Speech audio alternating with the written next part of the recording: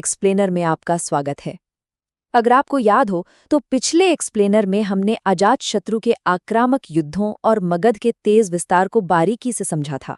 एक साम्राज्य अपनी सीमाएं तो बढ़ा रहा था, लेकिन उसे संभालने के लिए जिस मजबूत नींव की जरूरत होती है ना, बस उसी की कमी दिखने लगी थी।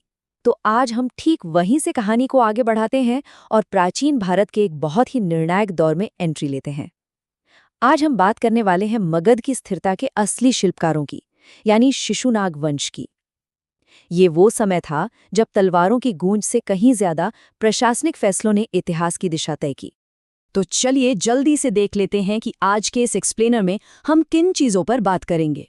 सबसे पहले शिशुनाग वंश का उदय, उसके बाद सत्ता और राजधानी में बदलाव, फिर अवंती का ऐतिहासिक विलय, काला शोक और राजनीतिक स्थिरता, और आखिर में मगध के लिए इन सब का क्या महत्व रहा।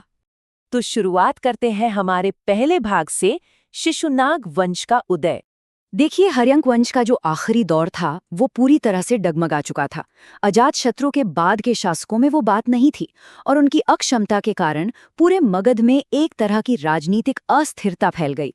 जनता में भी भारी असंतोष था। जरा सोचिए, इतना विशाल साम्राज्य और इस तरह लड़खड़ा रहा हो, ये बहुत ही खतरनाक स्थिति थी।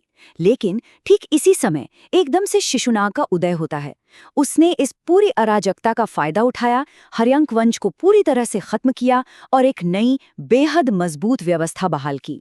मतलब ये सिर्फ एक राजा का बदलना नहीं था, ये तो पूरे सिस्टम का एक तरह से रीसेट था। और यहाँ पर एक बड़ा ही क्रूशियल एग्जाम पॉइंट आता है जिसे नोट करना बहुत ज़रूरी है। वो ये है कि शिशुनाग वंश ने हर्यंक वंश को पूरी तरह से रिप्लेस करके मगध पर अपना कंट्रोल स्थापित किया।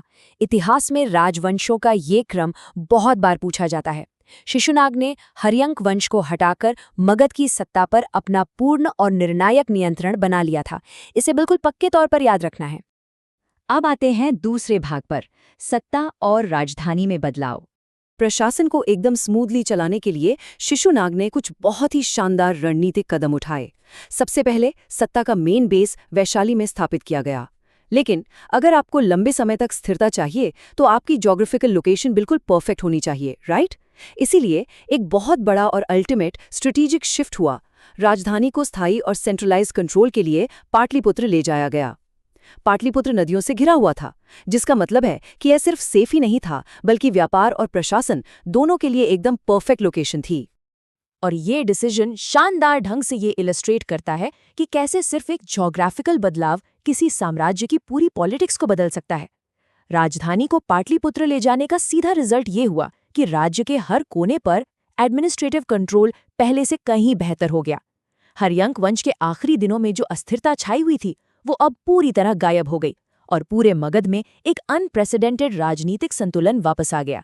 सच कहूं तो ये कोई मामूली फैसला नहीं था, ये एक मास्टर स्ट्रोक था। अब बात करते हैं तीसरे भाग की, अवंती का ऐतिहासिक विलय। हम कह सकते हैं कि शिशुनाग का सबसे बड़ा जियोपॉलिटिकल टारगेट और उसकी सबसे बड़ी अचीवमेंट अगर कोई थी तो वो थी अवंती। देखिए, अवंती कोई ऐसा वैसा राज्य नहीं था। ये अपने आप में एक बेहद शक्तिशाली महाजनपद था जो मगध को लगातार कांटे की टक्कर दे रहा था। शिशुनाग ने न सिर्फ इस पर हमला किया, बल्कि इसे पूरी तरह से मगध में मिला लिया। इस एक ऐतिहासिक एनेक्सेशन का इम्पैक्ट ये हुआ कि पिछले 100 सालों से चली आ रही जो रीजनल राइवलरी थी वो रातों रात खत्म हो गई। अब पूरे उत्तर भारत के नक्शे पर मगध के सामने टिकने वाला कोई बड़ा राइवल बचा ही नहीं था। अब इस पॉइंट पर थोड़ा ध्यान दीजिएगा, क्योंकि ये यूपीएससी का फेवरेट सवाल है।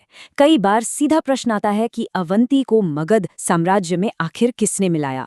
भले ही अजातशत्रु ने साम्राज्य का बहुत विस्तार किया हो, लेकिन मगध के सबसे बड़े प्रतिद्वंद्वी को हमेशा के लिए खत्म करने और उसे मगध का हिस्सा बनाने का पूरा श्रेय सीधे तौर पर शिशुनाग को जाता है। परीक्षा की तैयारी के लिहाज से शिशुनाग का नाम और अवंती का पतन, इन दोनों को एक साथ जोड़कर याद रखना बहुत जरूरी है। चलिए अब आगे बढ़ते हैं भाग 4 की ओर, काला शोक और राजनीतिक स्थिरता। शिशुनाग ने राजनीतिक स्थिरता और एकीकरण सुनिश्चित किया। अब ये सिर्फ कोई रैंडम कोट नहीं है, ये एक परफेक्ट मेन्स आंसर लाइन है। मुख्य परीक्षा में जब इस राजवंश के योगदान पर लिखना हो तो ये लाइन एकदम सटीक बैठती है।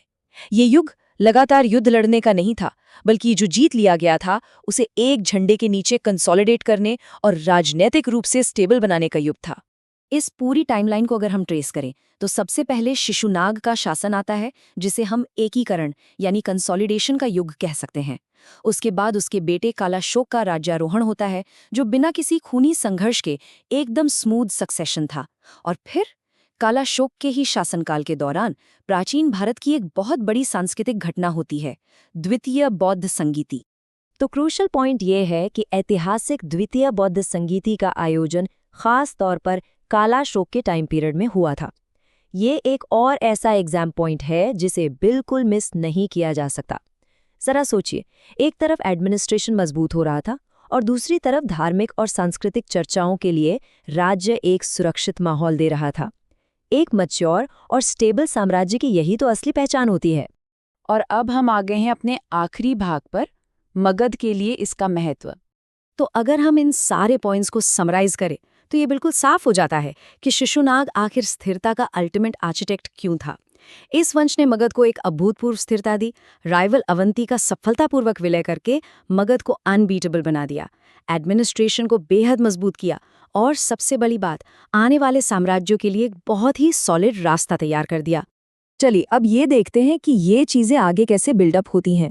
शिशुनाग वंश द्वारा बनाई गई ये मजबूत राजनीतिक नींव कितनी जरूरी थी, इसका अंदाजा इस बात से लगा सकते हैं कि इसी नींव पर आगे चलकर नंद और मौर्य जैसे विशाल और शक्तिशाली साम्राज्यों की भव्य इमारत खड़ी हुई। सच कहा जाए तो इस दौर की शांति और स्थिरता के बिना आगे चलकर चंद्रगुप्त मौर्य या अशोक का वो जो मेगा एम्पायर था ना, वो शायद कभी मुमकिन ही नहीं हो पाता। तो आज के इस एक्सप्लेनर में हमने देखा कि कैसे शिशुनाग और कालाशोक ने एक डगमगाते हुए मगध को एक स्टेबल और पावरफुल साम्राज्य में बदल दिया। महापद्मानंद की वो क्या कहानी थी जिसने मगध की बेहिसाब दौलत और ताकत को एक बिल्कुल ही नए लेवल पर पहुंचा दिया। ये हम अपने अगले एक्सप्लेनर में गहराई से डिकोड करेंगे। इतिहास के इस दिलचस्प सफर में हमारे साथ जुड़े रहिए। मिलते हैं अगले टॉपिक के साथ।